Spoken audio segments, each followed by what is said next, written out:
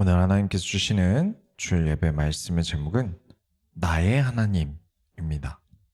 오늘 말씀을 통해서 하나님을 나의 하나님으로 고백할 때 우리의 삶이 어떻게 바뀌는지 확인되어지는 은혜가 모든 소원교회 성도님들께 다 같이 있게 되길 예수 이름으로 축원합니다.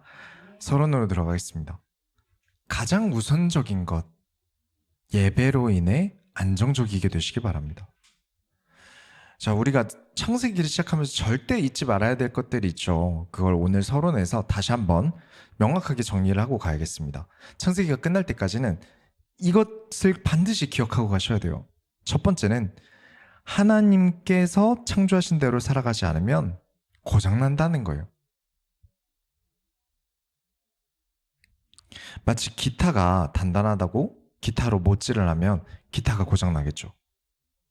프라이팬이 단단하다고 프라이팬으로 삽질을 하면 프라이팬이 고장나겠죠. 우리 몸도 만들어진 그대로 안 쓰고 잘못된 움직임을 가지면 십자인대가 끊어진다든가 아니면 컴퓨터를 안 좋은 자세로 계속하게 되면 거북목이 된다든가 하죠. 만들어진 그대로 사용하지 않으면 고장이 나는 것은 모든 면에서 진리입니다. 무엇을 하든지 만들어진 그대로 쓰지 않으면 잘못된 방법으로 쓰면 고장나는 거예요. 하나님께서 우리를 만드시고 우리의 살아가는 인생 또한 기본적인 창조의 기본을 가지고 만드신 거예요. 그래서 우리에게 주신 것이 하나님의 말씀인 성경입니다. 이 성경 말씀을 통해서 우리는 하나님과 동행합니다. 우리는 하나님과 함께 하도록 창조되었어요. 하나님과 함께 하지 않는다? 만들어진 대로 살아가는 게 아니겠죠. 그러면 어떻게 되겠죠? 고장나겠죠. 그래서 우리가 무엇을 선택할 때마다 하나님께서 이것을 원하실까? 혹은 하나님께서 이걸 원하지 않으실까? 우리는 항상 고민해야 합니다. 언제까지 이 고민하고 살아야 돼요? 그 질문 자체가 잘못된 거예요. 우리는 항상 고민해야 합니다. 죽는 그 순간까지 고민해야 돼요. 그냥 가던 길대로 하던 대로 나아가면 고장나거든요. 상사에게 물어보지 않고 사원의 임의대로 결제해버리면 어떻게 되겠습니까? 그 사원 잘리겠죠. 그럴 거면 네가 사장해, 네가 회장해 하고 잘릴 거예요. 그리고 혼날 거예요. 그런 것처럼 창조된 대로 살아간다는 것은 하나님께 질문하고 하나님과 나아가는 것입니다. 내가 선택한다. 내가 하나님의 권위를 무시하는 거예요. 월권행위죠. 작은 사소한 것은 우리가 물어보지 않지 않습니까? 오늘 뭐 입을지, 뭐 먹을지 이런 사소한 건 질문하지 않는다 하더라도 큰 대소사는 우리가 하나님께 질문할 수 있어야 돼요. 두 번째는 우리의 피조물로서의 가장 첫 번째 기본 행위는 하나님께 제사를 드린다는 것입니다. 이게 두 번째예요. 하나님께 피조물로서 살아가는 가장 안정적인 방법은 하나님께 제사를 드리는 것이에요. 우리가 하나님과 동행을 해야 된다고 말씀을 드렸죠. 그렇기 위해 가장 첫 번째 행위는 하나님께 제사를 드리는 것입니다. 하나님과 함께 연합하는 시간이에요. 하나님과 만나고 하나님과 소통하는 가장 기본적인 시작이에요. 가장 기본입니다. 하나님께 내가 드린다고만 생각하지만 내가 교회를 나오는 게 내가 시간을 써서 교회에다가 뭔가 하고 있다는 생각을 사람들이 많이 하지만 절대 그렇지 않습니다. 우리가 억만금을 가지고 있다고 해도요. 교회를 100개, 1000개는 세울 수 있어도요. 하나님을 만날 수는 없습니다. 교회 가면 만날 수 있습니까? 헌금 내면 만날 수 있습니까? 아니죠. 예수 그리스도께서는 돈으로 하나님을 만나게 해주신 일이 없습니다. 중보자자 되신 예수 그리스도를 우리가 믿을 때 우리는 하나님을 만날 수 있습니다. 예배란 그래서 무엇입니까? 교회를 차린다, 헌금을 많이 낸다, 그걸로 예수님 만날 수 없다니까요. 근데 예배는 무엇입니까? 성부 하나님과 성자 예수님과 성령 하나님께서 우리를 만나주시고 우리와 연합하시겠다 하신 시간이에요. 그래서 교회 와서 예배를 드리는 겁니다. 우리는 이 예배 시간에 찬양하고 기도하고 헌금하고 말씀 듣고 헌신하고, 이 시간이 우리의 영혼을 씻는 시간이에요. 그냥 두면 사람이 씻지 않고 시간이 지나면 뭐 한 주야 뭐 어떻게 잘 숨길 수 있겠죠. 그냥 뭐 어떻게 베브리즈 뿌리고 대충 뭐 어떻게 모자 쓰고 티 안 나겠죠. 근데 그게 한 달이 되고 두 달이 되면 악취가 나지 않습니까? 그죠? 우리의 마음과 영혼은 다를까요?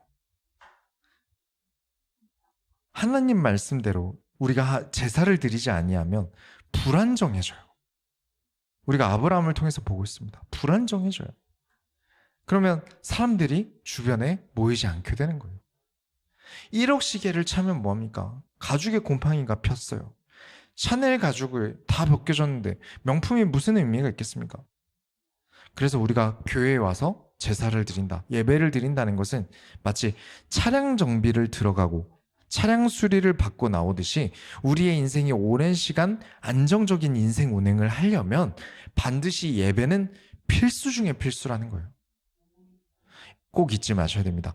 교회 와서 예배드림은 안정적인 인생 운행을 위한 정기적인 인생 정비입니다. 인생 정비예요. 매주 한 번씩 정비를 하고 가는 거예요.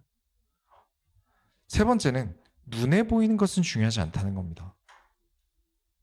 눈에 보이는 것을 따르다가 눈에 보이지 않는 더욱 중요한 것을 놓치는 경우들이 생겨요. 내 눈앞에 있는 문제 때문에 거기에 사로잡혀서 그것만 보다가 더 중요한 것들을 놓칠 수 있어요. 인간은 눈에 보이는 것에 너무 쉽게 현혹됩니다. 우리가 바벨탑을 기억해야겠습니다. 흩어질 수 있다는 불안감에 사람들이 바벨탑을 만들어요. 그리고 노아는 하나님의 명령으로 방주를 지었습니다.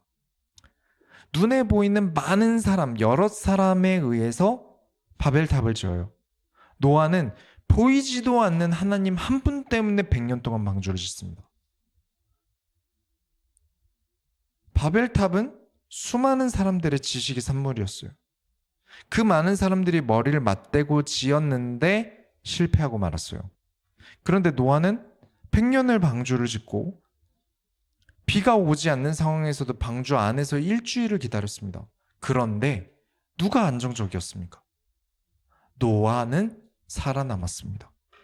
안정적이게 모두가 실패한 그 홍수 속에서 살아남았어요. 하나님의 말씀을 들은 노아는 안정적이었고 하나님을 버린 사람들의 바벨탑은 안정적이지 못해서 실패했습니다. 그래서 바벨의 뜻은 혼란이다. 또 실행 불가능한 계획이다 라는 뜻이에요. 하나님을 버린다, 혼란스러운 삶을 계속 살아가겠다는 겁니다. 하나님 말씀을 듣지 않는다, 가장 불안정한 삶을 살게 될 겁니다. 눈에 보이는 그 무엇으로 내용을 채워넣는다 한들 안 됩니다. 결혼, 연애, 사업, 그 무엇을 우리가 계획하고 실행을 한다 한들 전부 바벨, 실행 불가능한 계획이고요. 시도해서 어떻게 하고 있지만 사실은 혼란스러운 상황입니다. 그러나 하나님께서 하신다, 하나님께서 말씀하셨다, 그것은 완전 가능한 계획입니다. 그래서 우리가 눈에 보이지 않는 하나님의 말씀을 따라야 하는 거예요. 이 서론을 여러분의 삶에, 마음에, 습관에 박아 넣으셔야 합니다. 창세기는 성경 가장 맨 앞에 있죠. 우리의 기본입니다. 기본이 안 된 신앙생활은 불안정해요. 그래서 계속 흔들리게 돼요. 홍수와 같은 세상이지 않습니까? 이 안에 안정적인 마음의 방주를 만들어야 우리가 살아남을 수 있습니다. 반드시 이 창세기의 주요 포인트들을 기억하시면서 우리가 안정적이게 다시 창세기부터 요한계시록까지 나아가는, 인류의 창조부터 다시 예수님을 만나는 인류의 마지막까지 우리의 인생의 안전한 여행이 되는 모든 소원교회 성도님들이 다 되시길 예수 이름으로 축원합니다. 본론으로 들어가겠습니다. 이제 대형 사고가 나요. 정말 작은 일이고 별일 아닌데, 한 가족 일인데 이게 대형 사고가 나요. 15장에 보시면 아브라함에게 한 가지 하나님께서 시험을 던지세요. 그게 뭐냐면 아브라함에게 자녀를 안 주시고 계신 거예요. 근데 하나님께서는 아브라함 너를 통해서 많은 자손이 태어나게 하겠다고 약속을 자꾸 하세요. 눈에 보이는 것으로 판단하면 아브라함도 노인이고 아내 사라도 노인이에요.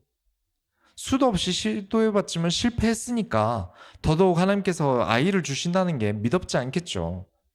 근데 하나님은 자꾸 말씀으로 자녀를 주신대요. 그것도 하나가 아니라 하늘의 별처럼 많은 후손을 주신대요. 여기서 아브라함은 무엇을 믿어야겠습니까? 눈에 보이는 현실은 애가 없어요. 아무리 시도해도 안 됐어요. 이게 팩트예요. 근데 하나님은 보이지도 않는 아이를 주신다고, 후손을 주신다고 약속을 하세요. 무엇을 믿어야 할까요? 그런데 15장 6절에 보니까 아브라함이 이 말씀을 믿었다 라고 하세요. 그래서 하나님께서 이 말씀을 믿은 아브라함을 위해서 무엇을 하시냐면, 사진 띄워주세요.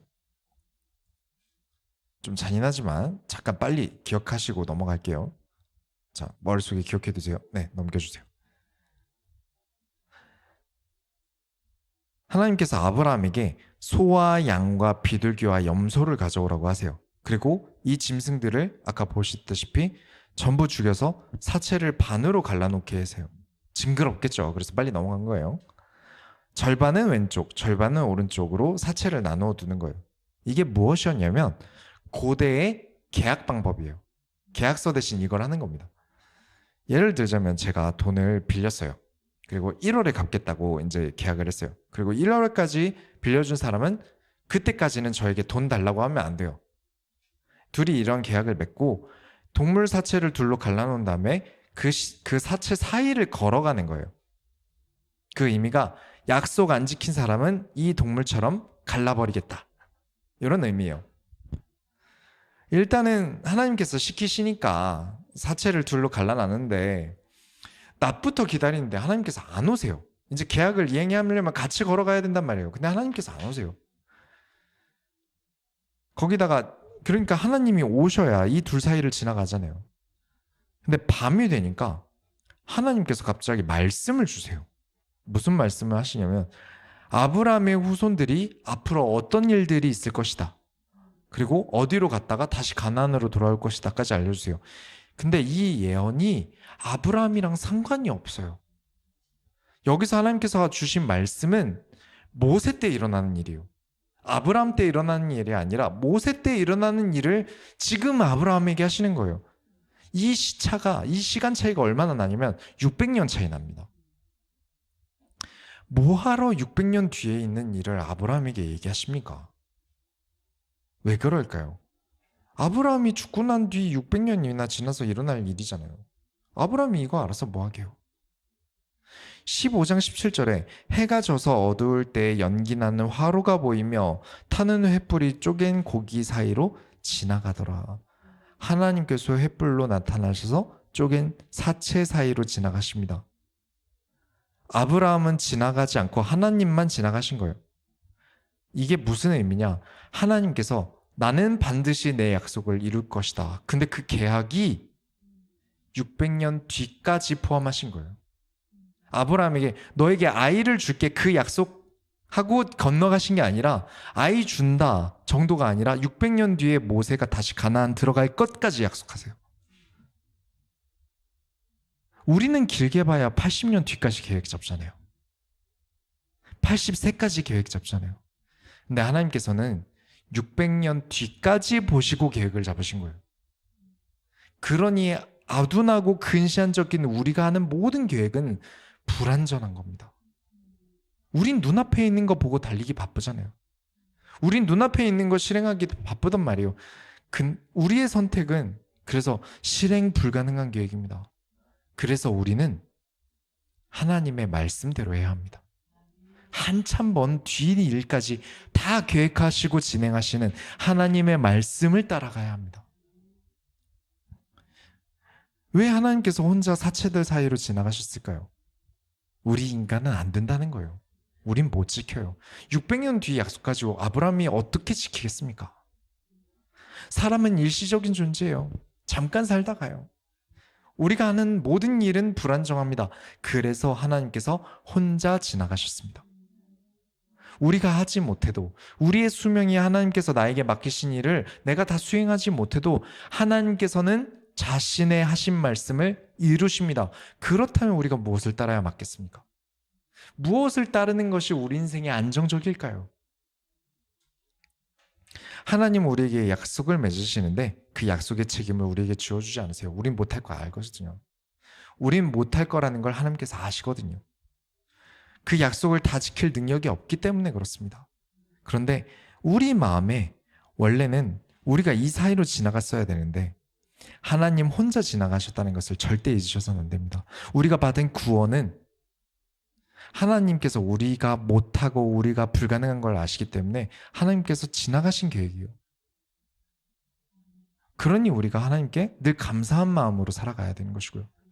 예배를 드림으로 하나님께서 우리에게 이런 구원을 이루셨구나. 나에 대한 계획은 지금 눈앞에 있는 계획들은 하나님께서 정말 많은 것들을 온전하게 준비하신 계획이구나. 절대 잊으셔서는 안 됩니다. 하나님께서 지나가셨어요. 그런데 인간은 원래 이 계약을 같이 맺었어야 한단 말이에요. 그래서 사체 사이로 찢겨야 하는 인간 대신에 하나님이 지나가시면서 동시에 예수님이 지나가신 거예요. 우리 인간 대신에. 그래서 인간이 찢겨야 되는데 인간 대신에 예수 그리스도께서 찢기신 거예요. 우리 대신 계약을 진행하신 겁니다. 그러면 우리는 이것을 감사해야지 당연하게 여기서는 안 되는 거예요. 이 계획을 아브라함 대신 예수님께서 지나가시면서 예수님이 대신 이행하신 거예요. 그래서 우리에게 이 예배, 제사는 그죠? 동물 사체로 한 이 계약은 종합적으로 굉장히 중요한 겁니다. 우리의 예배는 매주마다 우리 대신 계약을 진행하신 예수님에 대한 감사가 있어야 하고요. 예배드리고 동행하는 이 창조된 그대로 되는 삶을 우리가 살아가길 축원합니다. 자, 지금까지 아주 순조로워요. 아브라함이 잘하고 있어요. 근데 이제 바로 다음 장인 16장에서 바로 삐끗합니다. 계속 비교해서 보여주세요. 아브라함이 잘할 때 안정적이고 아브라함이 불안정적이고 하나님과 동행하는 안정적인 아브라함을 보다가 또 이제 하나님께 묻지 않고 자기 마음대로 큰 일을 벌려버리는 아브라함을 여러분이 보시게 될 거예요. 16장 1절부터 2절에 아브라함의 아내 사르는 출산하지 못하였고 그에게 한 여종이 있으니 애굽 사람이요 이름은 하갈이라. 사레가 아브라함에게 이르되 여호와께서 내 출산을 허락하지 아니하셨으니 원하건대 내 여종에게 들어가라. 내가 혹 그로 말미암아 자녀를 얻을까 하노라 하매 아브라함이 사레의 말을 들었느니라. 자, 아브라함의 아내인 사라가 출산을 못해요. 근데 후손에 대한 갈망은 또 있어요. 이게 어쩔 수 없다고 생각이 들었나 봐요. 현실이 안 되는 걸 어떡합니까? 아무리 생각해도 자기 상식으로는 안 되는 거예요. 그리고 하나님께서 또 재밌는 게 이게 시험인 게 창세기 15장까지 한 번도 아브라함에게 후손을 주신다고는 했는데 사라를 통해 후손을 주신다는 얘기를 안 하셨어요. 그 이후에 하시는 겁니다. 그래서 하나님도 사라에 대한 어떤 계획에 대한 언급을 안 하시고 애도 안 생긴단 말이죠. 그래서 사라가 자기가 데리고 다니는 시종되는 여종을 통해서 애를 낳으라고 해요. 아브라함에게. 근데 아브라함은 또 좋다고 그 시종으로 애를 낳아요. 우리가 내가 뭐 점심 뭐 먹을까? 옷은 뭐 입을까? 사소한 것은 하나님께 대답을 바로 듣는 게 아니죠. 그것은 그냥 상식적인 지혜로 가능한 일이잖아요. 그런데 많이 드는 생각이 뭐냐면 여러분 그 취업 면접 보려고 돈 내고 면접 강의도 수강 받잖아요. 큰 기업 들어가려면. 우리가 대학 4년 다니잖아요. 뭐 2년에서 4년 다니잖아요. 근데 그것 때문에 죽기 살기로 지금 초등학생 때부터 고등학교 졸업할 때까지 공부하는 거 아니에요? 최근 삼성 평균 취업 나이가 30살이고 평균 퇴사 나이가 45세래요. 겨우 15년 정도 일하러 들어갔다 나오는 거예요. 근데 그 15년을 위해도 정말 악착같이 노력하잖아요. 근데 결혼은 평생 죽을 때까지 하는 건데 우리가 딱히 어딜 가서 뭔가 배우는 게 없어요. 시간과 노력, 스트레스와 돈이 들어가는 모든 끝판왕이 저는 결혼이라고 생각하거든요. 그런데 우리는 이에 대해서 배우는 바가 없어요. 가장 하나님께 질문이 많아야 하는 것이 결혼이죠. 나는 어떤 사람이어야 하느냐에 대해서도 가장 하나님께 질문이 많아야 하는 게 연애와 결혼인데 다들 그냥 외로우면 만나는 거, 그냥 나도 좋아할 만한 사람 만나는 거 이렇게 생각하는 것 같아요. 앞으로 만날 사람은 지금의 내 모습에서 결정됩니다. 그러니 나를 다듬고 지금 만나고 있거나 결혼한 사람은 앞으로 이 사람과 어떻게 살아가야 할지 다듬어가면서 끊임없이 우리가 함께 고민해 가야 돼요. 하지만 지금 사라가 자기 종을 데려다가 애 낳으라는 말에 하나님께 질문을 했습니까? 아브라함이 안 했죠. 사라도 하나님께서 그냥 안 주셨다고 못 박아버리잖아요. 하나님 왜 저를 통해서 안 주세요라는 질문을 안 해요. 그냥 하나님이 안 주시나 보다 하고 끝내버려요. 우리가 제일 조심해야 되는 거. 하나님은 이런 분이셔. 못 박아놓고 사는 거. 그때그때마다 하나님께 인도받고 고민하는 게 아니라 내가 그냥 감성적으로 하나님을 이렇다라고 믿는 것. 굉장히 조심하셔야 합니다. 왜냐? 피조물 따위가 창조주를 정리해버리는 거예요. 그렇게 사라의 여종이 임신을 했어요. 근데 이 여종이 이때부터 사라의 본처 자리를 위협하는 거예요. 원래 아이가 생기는 게 그만큼 큰 자부심을 가질 만한 일이잖아요. 위대한 일이에요. 아이가 태어난다는 거 정말 위대한 일입니다. 그리고 또 입장을 바꿔보면 제 성격에도 저라도 사라에게 도전할 것 같아요. 내가 아이가 생겼다 이거죠. 지금 집안에 뭐가 없어서 이런 일들이 생깁니까? 하나님과 동행함이 없어서 집안이 파탄나고 있는 거예요. 지금 상황이. 돈이 없어서 싸우고 있는 게 아닙니다. 진짜 아이가 없어서 이런 일이 일어난 걸까요? 우리 근데 이렇게 기도하잖아요. 하나님 이것만 해주시면 이런 일이 안 일어나잖아요. 그럼 내가 교회 다니면 나쁜 일이 없어야 하는 거 아닙니까? 돈 있으면 모든 일 다 해결되는 거 아닙니까? 그렇지 않습니다. 하나님께 질문함이 없어서 지금의 아브라함 집안이 풍지박상 나고 있는 거예요. 분열은 하나님 없이 자기들끼리 뭐 해보려다 생기는 거예요. 바벨이죠. 지금 아브라함의 가족이 바벨이 된 겁니다. 혼란스러워요. 아주 혼란스러워요. 실행 불가능한 게 실행한 것들이 무너져가고 있죠. 16장 5절에 사레가 아브라함에게 이르되 내가 받는 모욕은 당신이 받아야 옳도다. 내가 나의 여종을 당신의 품에 두었거늘 그가 자기의 임신함을 알고 나를 멸시하니 당신과 나 사이에 여호와께서 판단하시기를 원하노라. 여기까지 좋아요. 여기까지 좋아요. 사라가 여호와께서 판단하시기를 원하노라라고 말을 했어요. 그 말에서 그래 이러면 안 돼. 하나님께 제사 드리고 지금이라도 바로 잡자. 그렇게 하나님께 제사를 드리고 하나님께서 무엇을 원하시는지 질문했으면 바로 잡을 수 있었겠죠. 근데 아브라함이 바로 다음 절에 뭐라고 합니까? 얼마나 이 사람이 불안정하면 6절에 아브라함이 사라에게 이르되 당신의 여종은 당신의 수중에 있으니 당신의 눈에 좋을 대로 그에게 행하라 하매 사레가 하갈을 학대하였더니 하갈이 사레 앞에서 도망하였더라. 누구 눈에 좋을 대로 행해야 합니까? 사레의 눈에 좋을 대로? 아브라함 눈에 좋을 대로? 하갈 눈에 좋을 대로? 아닙니다. 하나님이 보시기에 좋을 대로 해야 합니다. 지금 이 상황을 보면 아시겠죠? 하나님께서 지금 아브라함 집의 주인이 아니신 거예요. 하나님이 원하시는 게 아니라 지금 아브라함이 당신의 눈에 좋을 대로, 눈에 좋을 대로, 우리 서론에서 봤죠? 눈에 보이는 것은 중요하지 않습니다. 그러면서 가정의 선택권을 누구에게 줍니까? 아내에게 줍니다. 가정의 선택권이 누구에게 있어야 합니까? 아브라함에게 있어야 하는 거 아닙니까? 그래도 가장이고 남잔데. 살아가는 게 맞지 않겠습니까? 내무부 장관 말을 들어야지. 아니면 자식을 임신한 여종, 그쵸? 노약자잖아요. 임산부, 그쵸? 항상 위해 줘야죠. 그게 평등한 거 아니겠습니까? 아니요. 가정의 선택권자는 하나님이셔야 합니다. 우리의 모든 집단의 선택권자는 하나님이셔야 돼요. 아브라함의 가족의 결정권자는 하나님이셔야 합니다. 우리 소원교회 선택권자는 하나님이셔야 합니다. 여러분 가족의 선택권자는 하나님이십니다. 나의 선택권자는 하나님이십니다. 근데 지금 아브라함이 지금 사라에게 선택권을 줍니다. 그래서 한다는 게 지금 임산부를 학대합니다. 임신한 여종을 학대해요. 이 여종 이름이 하갈인데 하갈을 학대합니다. 자, 눈에 보이는 것은 뭐라고요? 중요하지 않다. 잊지 마셔야 됩니다. 지금 당장 눈에 보이는 일이 피곤해요. 아브라함이 지금 여자 문제로 지금 여자들끼리 이 암투 문제 때문에 굉장히 피곤해요. 그래서 자기 책임을 피합니다.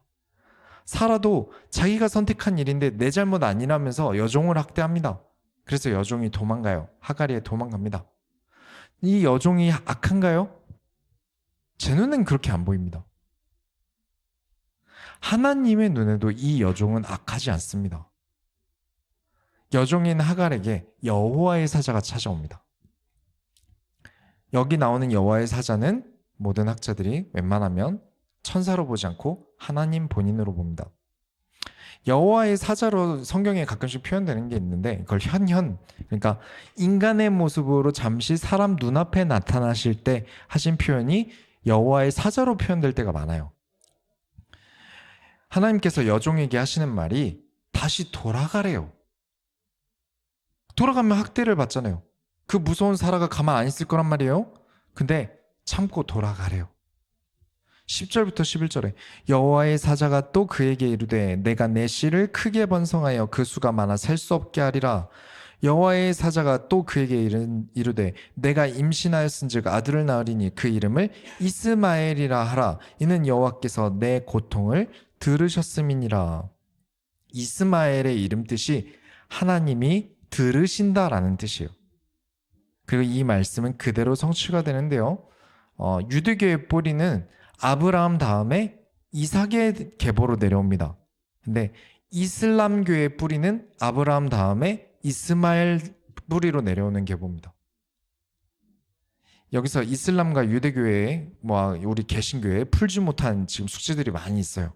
이건 나중에 얘기하려면 엄청 길어서 나중에 이제 기회가 되면 다루도록 하겠습니다. 아무튼 이 말씀을 듣고 하갈이 하나님, 저는 가서 학대받기 싫어요. 가서 또 맞아야 된단 말이에요. 저 임신한 몸으로 또 가서 맞아야 되는 거 무서워요. 가면 또 천대받아야 하잖아요. 라고 하나님께 따지지 않아요. 하갈은 여기서 확실하게 하나님께 축복을 따냅니다. 13절에 보시면 하갈이 자기에게 이르신 여호와의 이름을 나를 살피시는 하나님이라 하였으니 이는 내가 어떻게 여기서 나를 살피시는 하나님을 배웠는고 합니다. 성경 전체에서요, 나의 하나님이다라고 개인적인 고백은 하갈이 최초입니다. 다 무슨 어떤 큰 종류의 하나님으로 믿는 게 아니라 나를 만나주신, 나를 보호하신, 나의 말을 들어주신 나의 하나님이다라는 고백은 하갈이 최초입니다. 거기다 지금 이 집안에서 일어난 사건에서 유일하게 하나님을 바라본 사람도 하갈 한 명뿐이에요. 이 가족에서 유일하게 선택권자이신 하나님을 따르고 다시 그 집으로 돌아갑니다. 학대를 받을 거 각오하고 돌아가요. 왜냐? 나의 선택권자는 하나님이시다 믿고 들어갑니다. 그러니까 지금 이 유대교와 이슬람교와 이런 분쟁의 시작은 지금 아브라함의 무책임과 두 여인의 집안 싸움으로 시작된 분쟁이라는 걸 보셔야 돼요. 지금도 전쟁 중이잖아요. 저 이번 주에 보니까 휴전 합의를 또 하냐 마냐 가지고 또 으렁거리고 있던데, 불완전함이 거듭된 거예요. 그때 한 번의 불완전함을 못 잡아서 거듭되고 커지고가 2024년까지 눈덩이처럼 불어난 사건이에요. 참 끔찍하죠. 그래서 17장으로 넘어가면 하나님께서 아브람을 아브라함으로, 사례를 사라로 이름을 바꾸세요. 여기서 이름 뜻을 좀 알고 갈까요? 자막 띄워주시면, 아브람의 뜻은 존경받는 아버지, 아브라함 여러 나라의 아버지, 사례는 지배자, 사라는 여주인.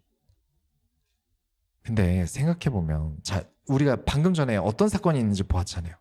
본인들도 이 이름으로 살기 창피하지 않았을까요? 아브람은 애가 없어서 하갈을 통해서 애를 낳았는데 여러분이 이런 아버지를 보면 어떤 생각이 드시겠어요?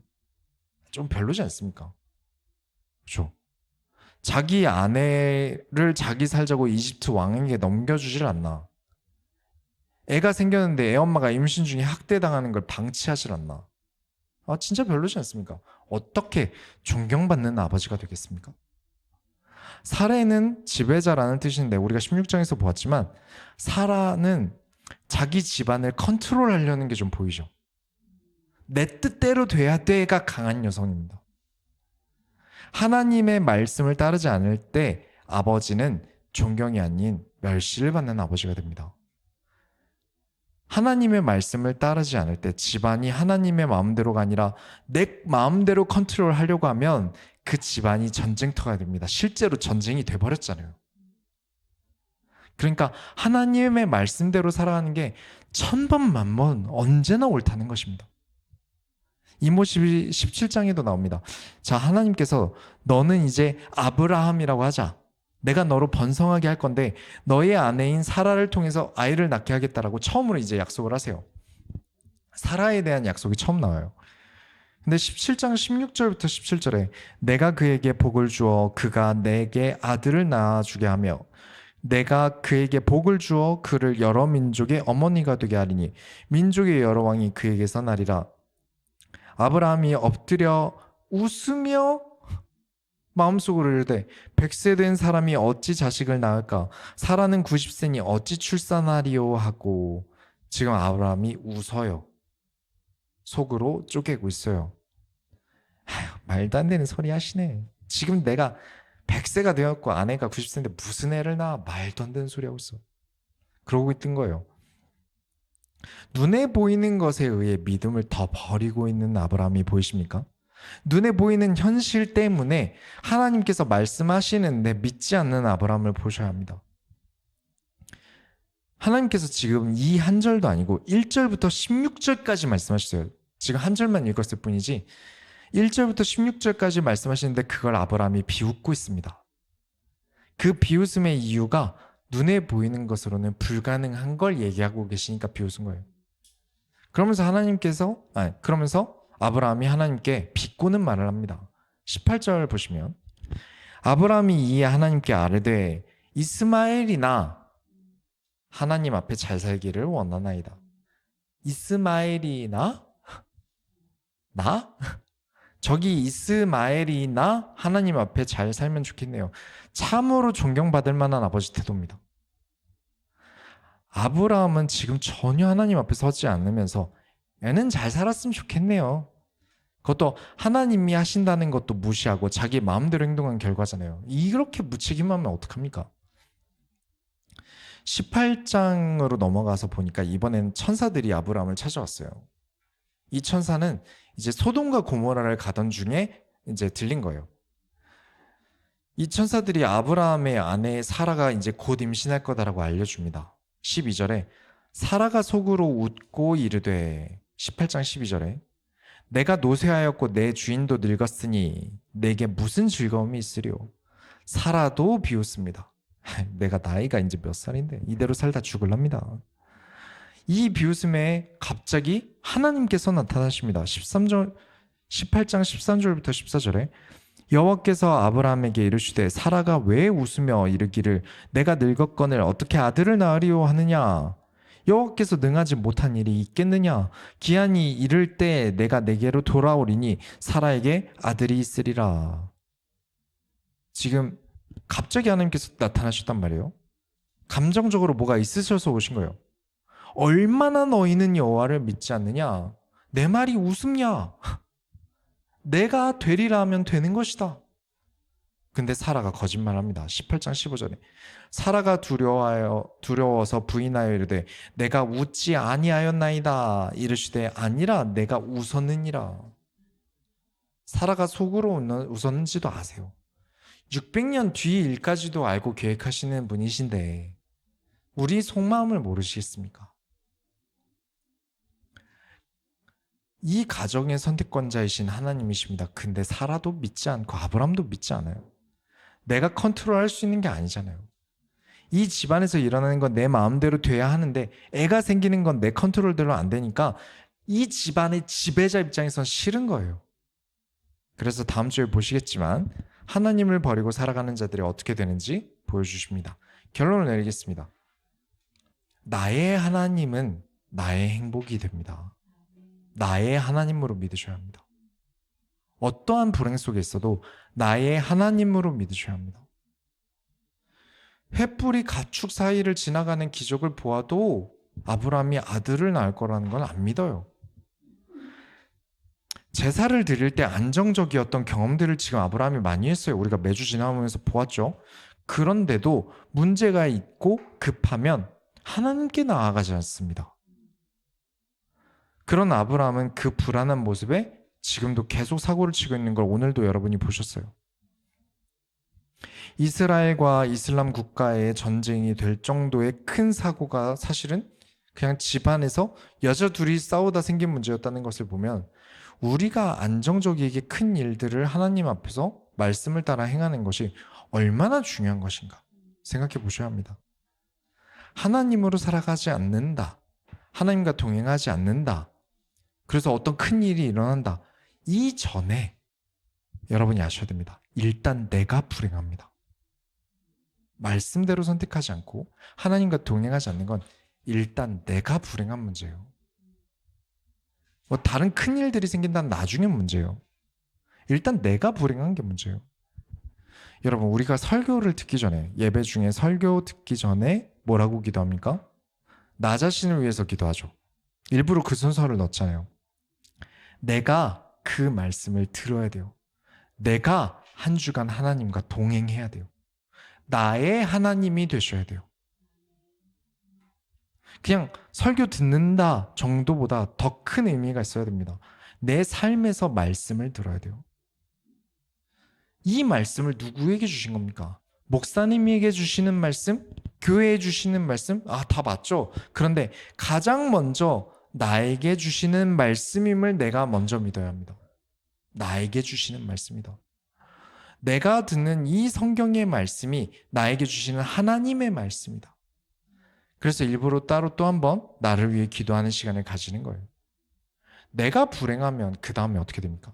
이 말씀으로 내가 하나님과 동행하지 않으면 내가 불행해지는데 그 불행 다음은 어떻게 됩니까? 내 가족이 불행해져요. 이번 주에 말씀을 준비하고 이런저런 일들을 겪고 사람들을 만나면서 느낀 게 뭐냐면 사람은 감정을 먹는구나. 타인의 감정을 먹어요. 내가 불행을 쏟아내면 주변 사람들이 내 불행을 먹어요. 내가 행복하면 주변 사람들이 내 행복을 먹어요. 만약 아브라함이 사라를 달래면서 우리 하나님으로 행복하지 않냐?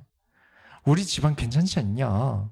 우리 아이 없어도 괜찮지 않냐? 나는 지금도 충분히 당신이랑 살면서 하나님으로 행복하다. 우리 둘이 사랑으로 하나님과 함께 잘 살아가자. 라고 하면 사라도 눈 녹듯이 마음이 녹지 않았겠습니까? 그랬으면 참 좋았겠죠. 그 안에 사라가 집안이 지금 자기 마음대로 컨트롤이 안 된다고 불행해하니까 아브라함이 그 불행을 먹어요. 그래서 그 불행대로, 그 집안의 불행대로 시키는 대로 하다가 일이 커졌어요. 불행에 불행이 겹쳐버렸죠. 그러다 하나님을 중간에라도 바라보고 정리했어야 하는데 그럼 다시 안정감을 찾지 않았겠습니까? 근데 계속 그냥 스트레스 받고 짜증나고 불행해하니까 하나님께 질문해야 하는 것을 그냥 사라더러 네가 해. 몰라, 네가 해. 나 힘들어. 그 결과로 세상의 빛과 소금이 되어야 되는데 반대로 아브라함은 지금 흑역사를 한 개 더 만들었습니다. 흑역사 한 개를 다 정립했어요. 다음에도 할 거예요. 또 흑역사 나옵니다. 그런데 하갈은 하나님을 나의 하나님으로 고백하면서 다시 그 집안에 임신한 몸으로 들어갑니다. 그래서 나중에 하갈은 아브라함 집에서 결국은 쫓겨나요. 근데 그 와중에도 가족을 훌륭하게 안정적으로 이끌어내면서 이슬람에서는 아주 위대한 조상으로 평가받습니다.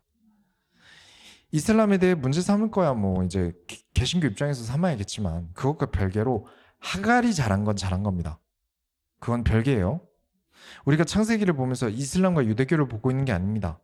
하나님을 선택한 상황과 선택하지 않은 상황을 비교하면서 나는 하나님과 늘 동행해야겠구나. 나는 늘 하나님을 선택해야겠구나.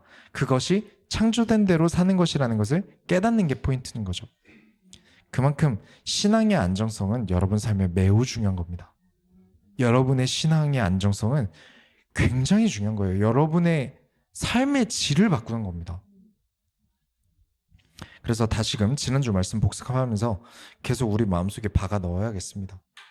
아브라함이 롯을 구출하러 전쟁하러 갔잖아요.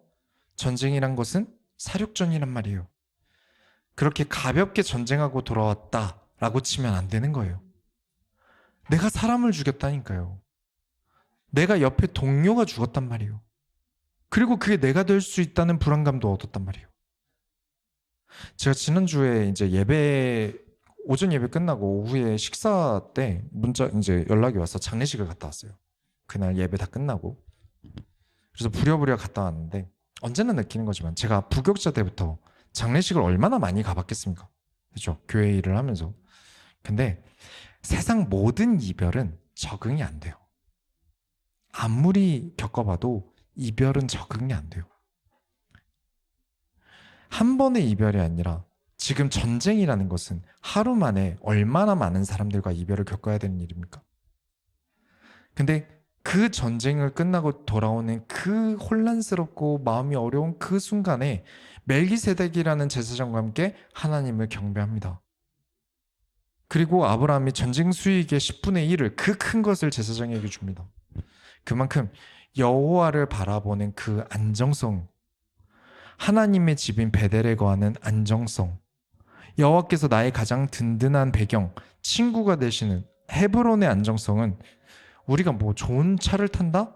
좋은 집에 산다? 통장이 두둑하다? 뭐 도움되는 친구를 사귄다? 와는 차원이 다른 겁니다. 급이 완전 다른 거예요. 교회의 하나님, 목사님의 하나님, 친구의 하나님 계속 그 상태로 두면요, 여전히 나는 계속 불안한 모습으로 교회를 다닐 뿐인 거예요. 나의 하나님이 되셔야 합니다. 나의 하나님이 아니면 나는 계속 교회를 다녀도 어둡고 계속 불행해집니다. 아브라함, 하나님의 음성을 직접 들었다는 이 아브라함도 하나님을 마음에서 놓는 순간 그 인생이 꼬여버리는데 우리는 어떻겠습니까? 교회를 아무리 다닌다 한들 내 마음의 손에서 하나님의 손을 놓으면 나도 고장나는 건 어쩔 수 없는 거예요. 목사님이 아니라 뭐 대단한 신학교 교수님이라고 하더라도 그 마음에서 하나님을 놓으면 불안정해지고 고장나는 게 인간입니다. 그러나 내가 주의 손을 잡고 동행할 때, 나의 하나님으로 내가 늘 사랑하며 살아갈 때, 그 안정감, 그 행복은 세상이 절대 줄 수 없습니다. 진짜 행복함으로 안정적인 인생 운행을 하는 모든 소원교회 성도님들이 다 되시길 예수의 이름으로 축원합니다. 우리가 하나님의 손을 잃어드립시다. 하나님 감사합니다. 오늘 말씀을 통하여 우리가 하나님을 바라봄이 얼마나 안정적인 것인지, 우리의 삶의 질 속에서 얼마나 큰 일들이 영향력이 있는지 우리로 하여금 한 주간 깨닫게 하여 주옵소서. 살아계신 예수 그리스도의 이름으로 기도드렸습니다.